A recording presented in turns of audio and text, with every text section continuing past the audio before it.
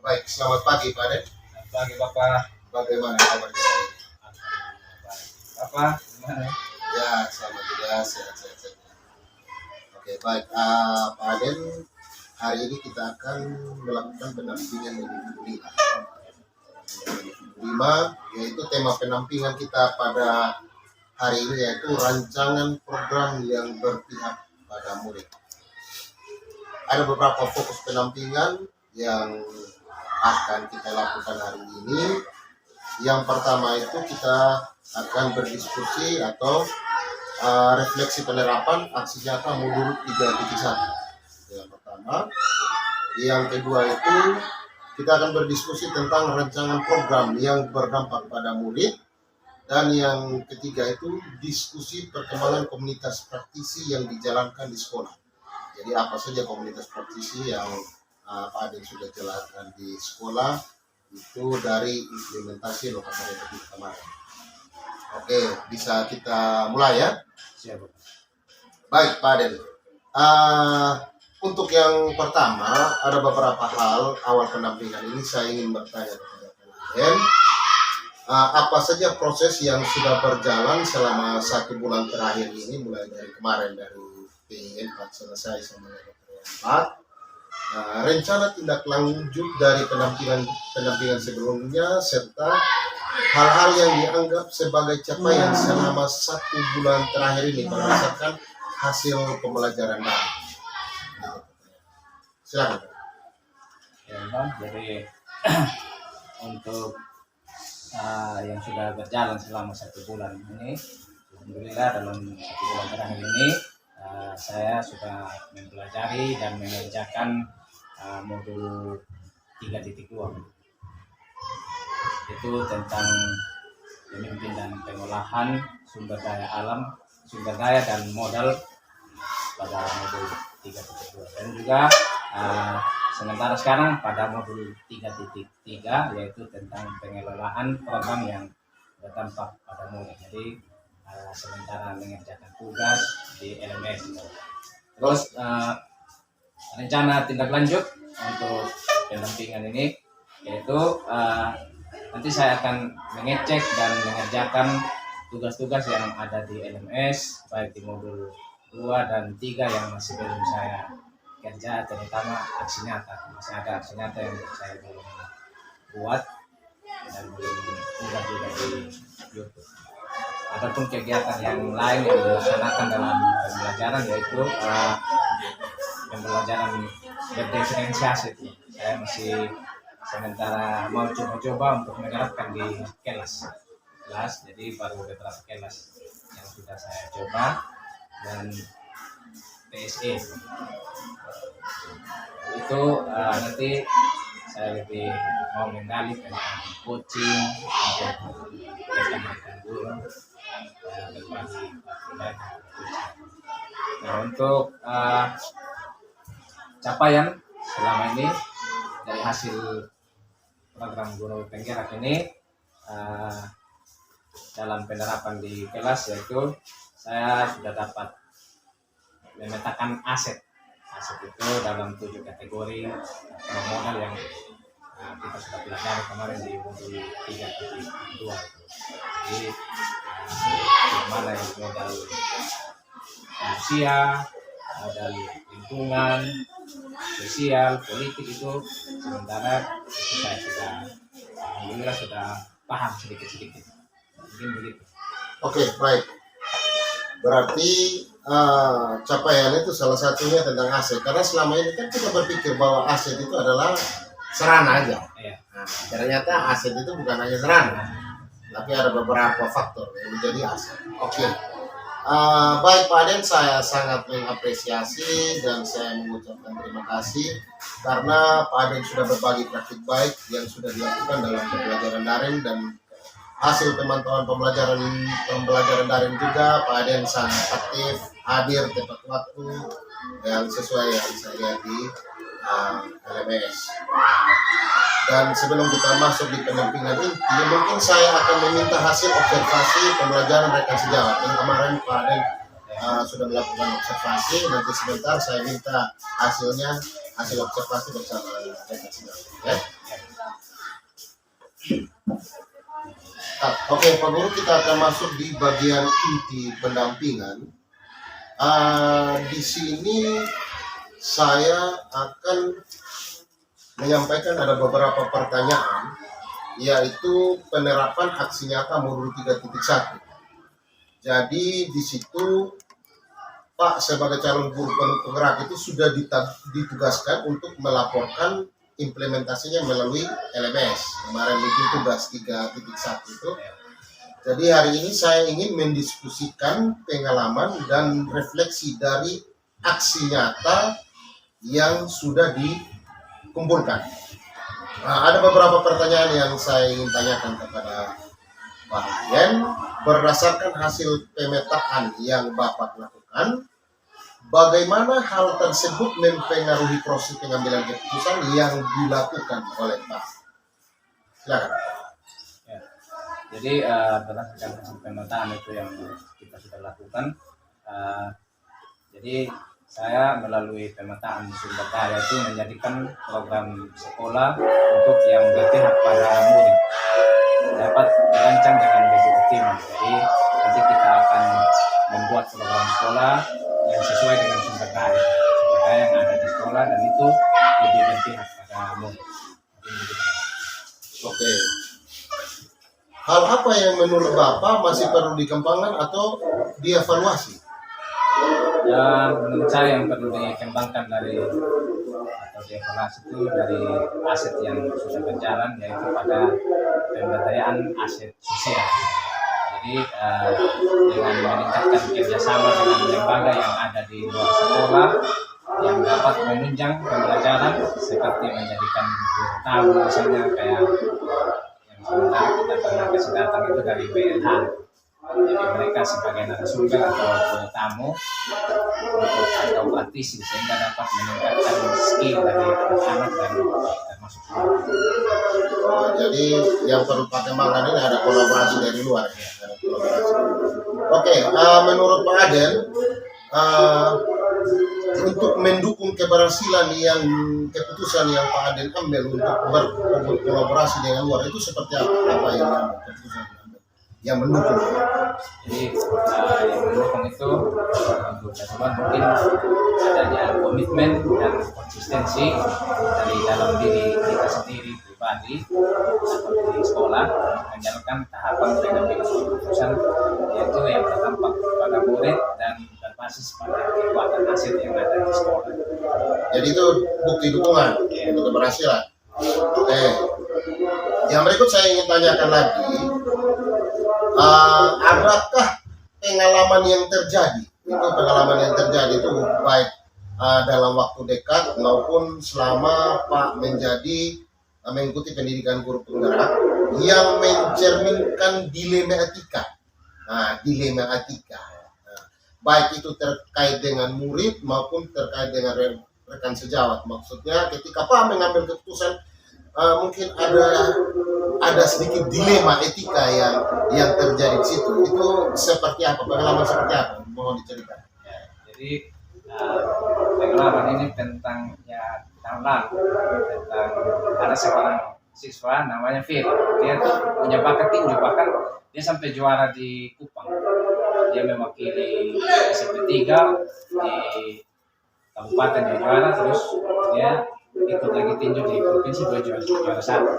Nah, di sini dia anak yang berprestasi, tapi dalam hal pelajaran di kelas, karena mungkin ada latihan atau apa, jadi dia latihan akhirnya kurang di dalam belajar, dalam kelas kurang pertemuan. Nah, itulah yang menjadi dilema bagi saya gitu. Dalam hal ini kita mau kasih memberi nilai, sedangkan nilai tugas, nilai ini kan kurang ya Bapak. Nah, sedangkan tapi dia punya prestasi. Nah, di sini saya sempat konsultasi dengan ibu kepala sekolah, dan ibu kepala sekolah sudah, karena ini anak membanggakan sekolah kita dan dia termasuk apalah istilahnya ambasador begitu duta dari ini, maka kita harus memberikan sudah nilai. Nah, itu seperti itu dilemanya saya. Oke, karena dia membawa nama sekolah, jadi Pak mengambil keputusan bekerja sama dengan pimpinan bahwa dia boleh mengikuti kegiatan itu. Ya, Dan berarti dia tidak melakukan proses pembelajaran. ya. Nah, jadi itu keputusan yang dia ambil. Yang saya tanyakan lagi, apakah keputusan yang Pak ambil itu sudah sesuai dengan prinsip langkah-langkah yang dipelajari di modul 3.1?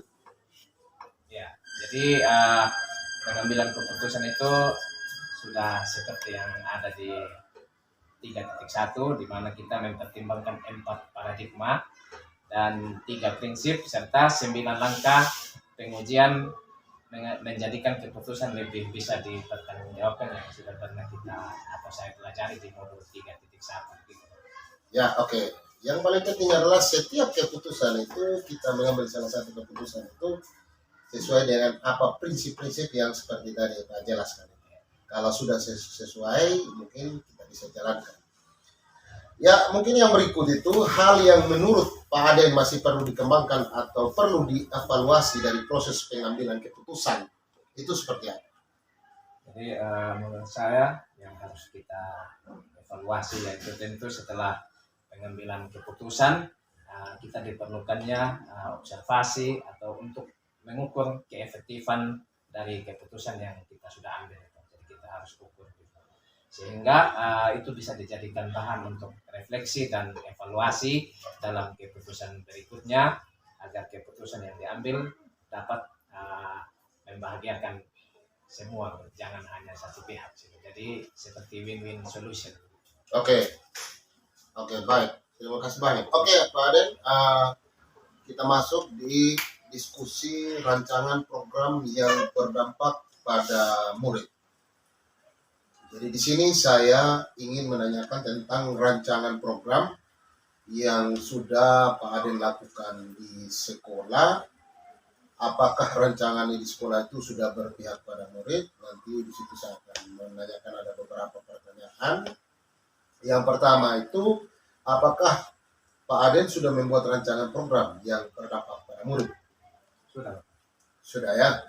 Dan program itu yang Pak Aden bentuk itu, yang sudah Pak Aden rancang itu seperti apa? Jadi yang saya merancang itu saya akan memanfaatkan bahan-bahan ulang gitu Bapak. Jadi itu nanti kita akan mencoba buat beberapa produk misalnya ya kayak miniatur sekolah atau alat-alat peraga yang nanti mana membantu siswa untuk memahami pelajaran matematika yang akan saya ambil. Oke. Setelah program yang Pak rancang itu berhasil, dukungan apa saja yang perlu Pak menerapkan program yang akan Pak buat? Dukungan seperti apa? Ya, jadi yang paling pertama itu saya berharap dukungan dari pemimpin dalam hal ini kepala sekolah dan juga guru untuk support atau mendukung. Terus yang berikut adalah kemauan dan keinginan dari siswa sendiri peserta didik agar mau mempelajari apa yang kita sudah bagikan ilmu dan juga mereka bersedia untuk nanti mencari bahan-bahan daur ulang yang ada di sekitarnya. Ya. Setelah mungkin Pak mendapat dukungan dari pimpinan atau berkolaborasi dengan rekan sejawat maupun perangkat yang lain yang ada di sekolah, mungkin ada beberapa tantangan yang Pak hadapi ketika Pak melaksanakan program tersebut. Jadi yang saya ingin tanyakan kepada Pak, tantangan-tantangan apa saja yang Pak alami dalam Pak melaksanakan rancangan program yang Pak sudah buat? Jadi mungkin tantangan yang akan saya itu nanti kayaknya seperti halnya alat ukur ya. Dalam hal di sini contohnya saya mau membuat miniatur dari SMP 3, maka tantangannya itu kita ketika mengukur tinggi dari gedung itu. Jadi maka saya harus menyiapkan alat ukur yang pas untuk mengukur tinggi, karena nanti dalam membuat maket atau miniatur yang saya rencanakan kita harus mempunyai perbandingan yang seimbang, perbandingan yang sama antara bentuk asli dari gedung sama bentuk asli dari model yang akan kita buat. Mungkin Ya, berarti fasilitas ya, fasilitas atau alat untuk mendukung ketika Pak mau melakukan kegiatan itu yang kurang. Iya. Oke, mungkin jawaban dari Pak bahwa ada beberapa fasilitas yang tidak mendukung untuk program yang Pak lakukan. Tapi untuk menghadapi tantangan tersebut apa yang Pak lakukan supaya itu bisa tercapai? Jadi mungkin yang saya akan lakukan yaitu mempersiapkan alat itu tadi. Harus mencari alat ukur yang pas atau meteran yang pas, yang cocok, yang sesuai dengan apa kegiatan yang mau kita lakukan. Jadi mungkin mempersiapkan itu. Jadi kalau di sekolah ada bisa kita manfaatkan, contohnya meteran atau alat pengukur lain. Seperti itu. Oke, baik. Berikut kita akan masuk ke, saya ingin bertanya tentang perkembangan komunitas praktisi.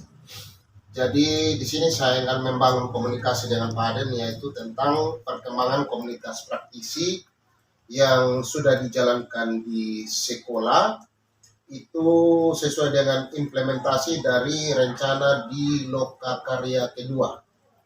Jadi untuk berbagi dengan rekan sejawat. Mungkin pertanyaan pertama yang saya ingin menanyakan kepada Pak Aden, Bapak sudah merintis komunitas praktisi di lingkungan sekolah ataupun di luar kalau ada, bagaimana peran komunitas ini terhadap proses pembelajaran Pak?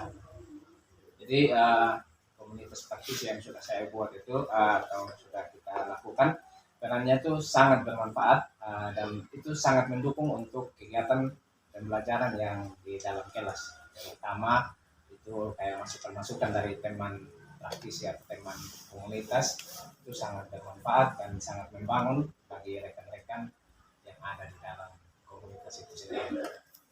Oke. Dan tadi Pak bilang sangat bermanfaat untuk teman-teman.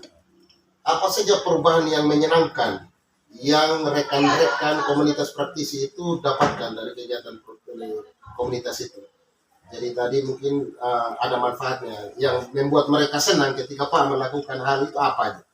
Ya, jadi ada banyak juga perubahan yang mereka alami dan itu kebanyakan mereka yang paling berkesan itu ketika kita melakukan atau berbagi praktik baik, yaitu tentang penggunaan Canva atau aplikasi Quizzes dalam hal memberi soal-soal latihan pada siswa. Jadi tidak perlu harus menggunakan kertas yang banyak-banyak, kita bisa pakai Quizzes. Jadi anak-anak, guru juga gampang dalam hal mencari kunci jawaban atau menghitung jawaban benar salah. Seperti itu. Oke, itu penerapan teknologi ya. Ya. Jadi memang kalau dengan penerapan teknologi semua hal yang kita lakukan menjadi mudah. Rencana yang akan Pak lakukan setelah program ini selesai? Rencana selanjutnya mungkin saya akan share lagi yang lebih banyak lagi tentang tadi pemanfaatan aplikasi khusus bukan hanya kepada komunitas dalam matematika saja. Nanti saya akan share kepada komunitas besar yang ada di SMP 3 ini, terutama di guru-guru 10 mata pelajaran yang ada di SMP 3. Ya. Dan dukungan seperti apa yang Pak perlu dapatkan ketika Pak untuk bisa itu berjalan dan terus belajar bersama? Ya, dukungan yang saya harapkan yaitu support atau dukungan dari rekan-rekan komunitas belajar sendiri, terus sebagai pemimpin juga ibu kepala sekolah dan juga rekan-rekan guru di luar komunitas belajar matematika tadi, guru-guru yang lain. Nah, jika mereka bersedia dan mau bersama-sama belajar, itu merupakan hal yang baik dan itu paling enak untuk kita saling berbagi. Ya, oke. Memang dalam komunitas praktisi itu memang semuanya berjalan kecuali ada kebersamaan dan kolaborasi. Jadi kalau tanpa ada kolaborasi memang agak susah untuk dijalankan. Oke, baik. Oke, Pak Aden, kita masuk di dialog pasca observasi pembelajaran. Di sini saya ingin mengingatkan kembali bahwa di akhir PIM kemarin Pak Aden sudah ditugaskan untuk membimbing salah satu orang rekan sejawat dalam penyusunan RPP dan juga melakukan observasi pembelajaran di kelas. dengan bersama rekan sejawat. Jadi di sini di PI 5 ini saya ingin bertanya untuk yang pertama adalah coba Pak Aden menyampaikan tujuan percakapan dan hasil analisis data observasi pembelajaran yang Pak Aden sudah lakukan dengan rekan sejawat kemarin. Ya, jadi tujuan dilakukan supervisi kemarin adalah itu lebih untuk mengetahui dan juga mengevaluasi jalannya proses pembelajaran yang Ibu Maya lakukan di dalam kelas. Jadi itu saya sudah lakukan observasi dari persiapan pembuatan MPP. Kebetulan Ibu Maya juga sudah menggunakan MPP berdiferensiasi dan juga dia juga sudah menggunakan PSE atau sosial dan emosional. Terus pada kegiatan observasi itu yang sudah saya lihat, pada kegiatan diskusi masih ada beberapa siswa yang belum aktif. Maka nanti setelah saya lakukan observasi saya berikan beberapa masukan. Oke, baik. Ketika Pak sudah mengetahui tujuan dengan hasil percakapan data observasi tentang pembelajaran rekan sejawat kemarin, mungkin Pak Aden akan melakukan umpan balik, dan dalam percakapan itu Pak Aden menemukan pengembangan dan perbaikan diri yang hendak dilakukan oleh rekan sejawat saat itu. Di sini saya minta Pak Aden untuk memberikan pernyataan, yaitu tentang catatan hasil umpan balik pada catatan percakapan pasca observasi kemarin. Ya, jadi pada umpan balik di observasi itu, di catatan itu, pertama yang saya lihat, jadi pada area pengembangan, Ibu Maya itu menggunakan penilaian sikap, pengetahuan, dan keterampilan. Terus dalam penilaian sikap, Ibu Maya bisa melihat siswa yang aktif dan sebagainya. Terus adapun masukan yang saya sampaikan kepada beliau, yaitu karena masih ada beberapa siswa yang belum aktif dalam hal berdiskusi, jadi dia lebih pada pasif begitu. Maka saya sampaikan mungkin dalam hal menganggotakan ke dalam kelompok itu belum sesuai pada minat atau daya belajar di siswa tersebut. Ya, berarti ada beberapa catatan untuk rekan sejawat kemarin terkait pencapaian hasil tujuan pembelajaran, ya. Berarti ada beberapa hal yang telah tercapai dan itu sudah menjadi catatan Pak Aden kepada rekan.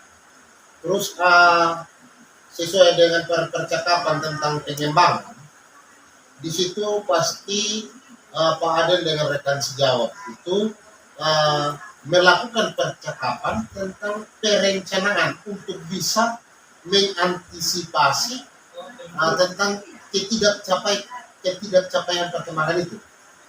Mengenai tadi mungkin masalah pembagian kelompok atau apa, mungkin strategi ke depan untuk bisa mencapai itu seperti apa?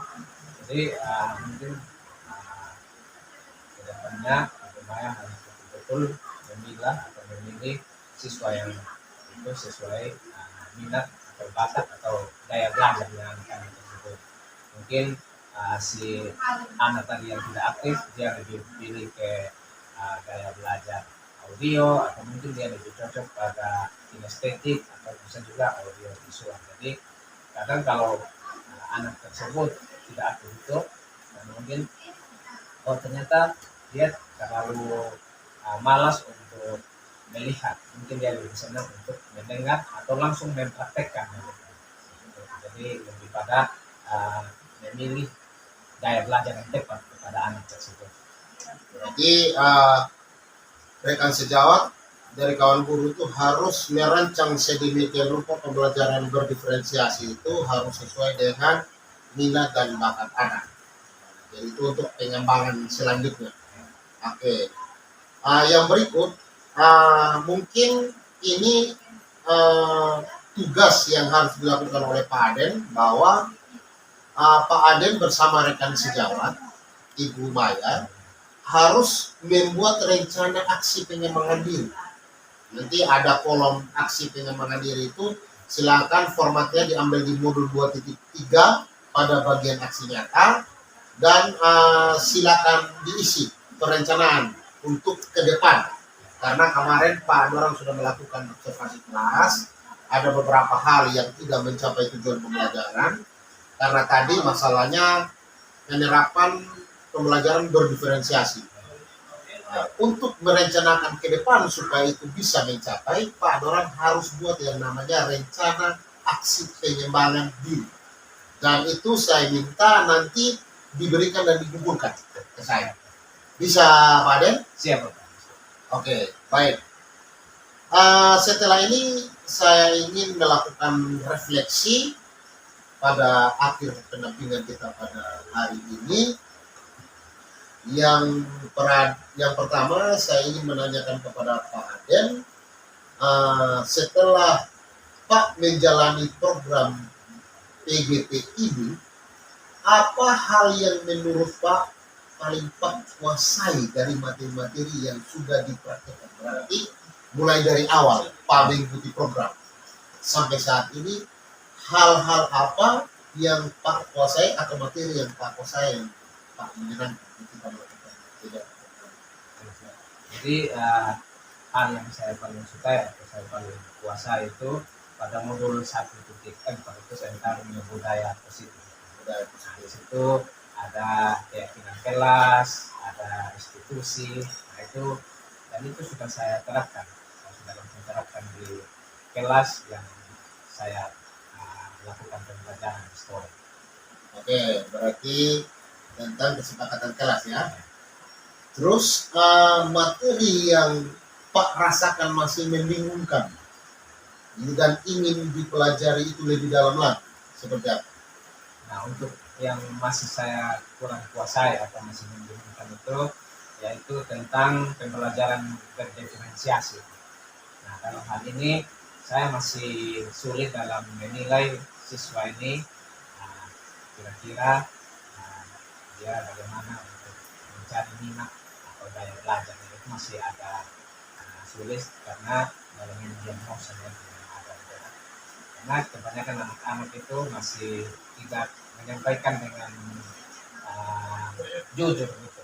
Apakah mereka betul-betul dengan minat ini atau minat yang itu, jadi mereka tidak terlalu sampaikan dengan jujur. Kadang mereka juga tidak tahu potensi mereka seperti itu. Itu yang masih saya berat, yaitu pembelajaran berdiferensiasi. Berarti dalam penerapan pembelajaran berdiferensiasi ya. Semoga kedepannya itu menjadi tantangan dan bisa diselesaikan. Oke, baik Pak Aden.